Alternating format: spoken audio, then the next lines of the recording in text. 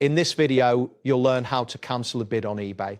This process is essential for buyers who need to retract their bids under specific circumstances.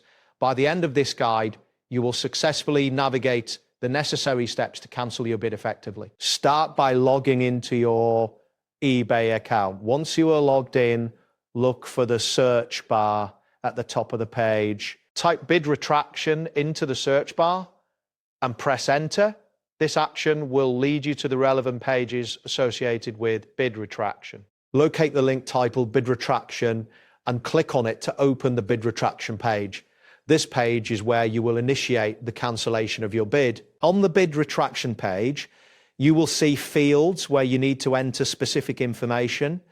Begin by entering the item number for the auction listing from which you wish to retract your bid. Next, you will be prompted to select a reason for the retraction from a drop-down list. Common reasons include errors in the bid amount or changes in the item description. It is important to choose a reason that aligns with eBay's bid retraction policy. Ensure all information is accurately filled out before moving on. After entering the listing information and selecting a reason, you will find a button to submit your bid retraction request.